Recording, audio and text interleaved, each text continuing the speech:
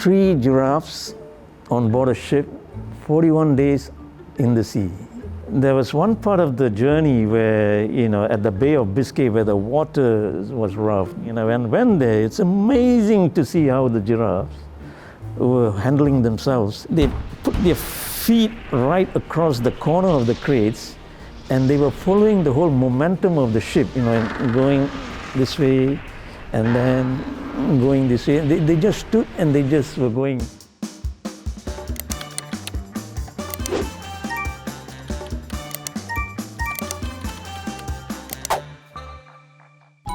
Hi everyone, I'm Lorraine from Mandai Wildlife Group. Welcome to #AMA, Ask Mandai Anything, where you ask, we answer. So Singapore Zoo turns 50 years old this year, but I've only been working at the Singapore Zoo for 1 year. So today we have Kumar Pillai, who is the Vice President of Special Projects on the Life Sciences team, and he'll be sharing his experiences with us. Kumar, what kind of questions do your friends ask you about your work at the zoo? Well, my friends normally ask me what is new at the zoo. They always want to know what is new at the parks, and they also want to know if there's any free tickets available. Shall we get started with our first question? So Kumar, what is your earliest or even first memory of the zoo? When I first started work at the quarantine in the zoo. And the next couple of days, I walked into the zoo proper. Actually, I was quite surprised because the zoo was under construction, but the whole site was full of cranes, full of tractors, and I was wondering whether this park would actually be ready by 1973. Within a year, it transformed. We got the exhibits all ready. By the time we opened the park, it was like a natural space for wildlife. The zoo was quite mesmerizing when the zoo park opened in 1973. Shall we move on to our next question? Which animal would you choose to represent yourself at Mandai Wildlife Reserve? Oh, I've worked with so many animals, from orangutans to lions, tigers. But the two animals that got me going was rhinos and elephants. First it was Anusha that came in, and then later it was Komali. When Komali came, she was just over a meter tall. And Anusha, for example, she's such a gentle giant. Elephants have this amazing capacity to bond with humans, and I realized that, working with elephants. It was because of the elephants that probably kept me going.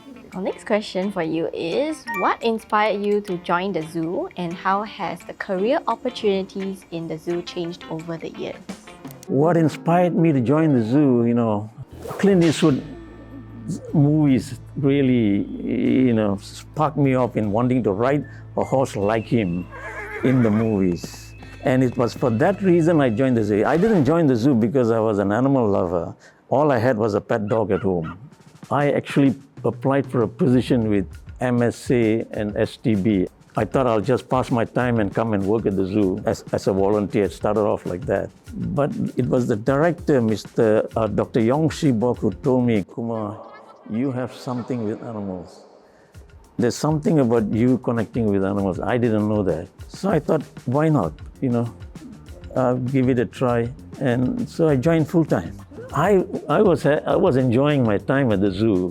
So that kept me going. And I told my father, I said, look, please let me do what I like doing. When I got the position at MSA, he told me, you are a real nutcase to continue working with the zoo. It took him a while to really accept me working at the zoo. As the zoo started expanding, we just brought in some new keepers. Anybody can apply for the position. The keeper's position was not a well-regarded position then. It was just like considered as another laborer's position at that time. We sort of expanded the scope of keepers. They go through a whole training program here on nutrition, animal enrichment, behavioral training, animal record keeping, observation, with research and everything as well. A keeper's profession is now very complex, and you really need some good skills to try and manage animals now. What is the funniest or unforgettable memory you have of an animal as a keeper? 3 giraffes on board a ship, 41 days in the sea. There was one part of the journey where, at the Bay of Biscay where the water was rough. I was sleeping and I fell off the bed, and then I quickly rushed out to check on the giraffes which were on the deck. They were in crates. I went there. It's amazing to see how the giraffes were handling themselves. They put their feet right across the corner of the crates, and they were following the whole momentum of the ship, going this way and then going this way. They just stood and they just were going. Those are amazing, amazing travel experiences, We have our next question, which is from Mika, who is an 8-year-old. He asks, which one is your favorite Mandai park and why?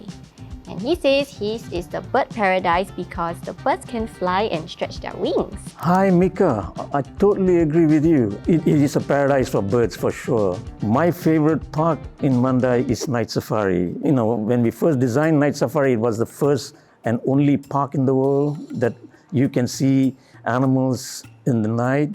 We sort of created a wilderness to allow visitors to go in and see animals in a moonlight setting. Fortunately, I had some great superiors, and they gave me this opportunity to be part of this team to develop Night Safari. And that was one great rewarding achievement for me as well. So we have Noah, who is another 8-year-old. He asks, why are zoos so important? Do you get bored? And is Mandai a magical place? Zoos have been in existence for several years now. 700 million visitors come to zoos globally, and they play a great role in bringing visitors closer to nature, closer to wildlife. I have always enjoyed working with wild animals, and that has kept me going, and it is a magical place. So he says, hi, I myself work at a zoo and often receive hate for it, which is very exhausting. How do you deal with hate you receive for working at a zoo? Well, there will always be people who are going to hate zoos for some reason. You just can't reason with them. You can give them all the reasons you want. Some people just can't accept zoos. But you can provide and do the best to fulfill the animals' welfare. They are not only education centers, we take one step further by interacting with visitors, engaging visitors to inspire them to take conservation action. What is one situation at work do you wish you could go back in time, and what would you advise your younger self on? There's one thing that I've always regretted in my life is that not having a university education. At that time, we didn't want to have a library here. So I had to go all the way down to National Library to borrow books to read. Those were the best moments, where Jenny, the rhino, is lying down and she's sleeping and snoring away, and I'm lying on her and I'm reading my book. What could you ask for, To all my younger staff, if you guys can go and get a university education, that will be great. If not, learn on the job, keep acquiring new knowledge, keep acquiring new skills to just improve what you're doing, to do things better all the time. Thank you, Kumar, for sharing your experiences with us. So I want to ask you, what hopes do you have for Singapore Zoo in the next 50 years? The last 50 years has been tremendous. In the next 50 years, I hope the parks will stay as magical, even more magical than what it is today. Be a global leader in both wildlife conservation and providing great visitor experience with wildlife. Thank you for tuning in to #AMA. Ask Mandai anything. Where you ask, We answer. bye-bye. Bye-bye.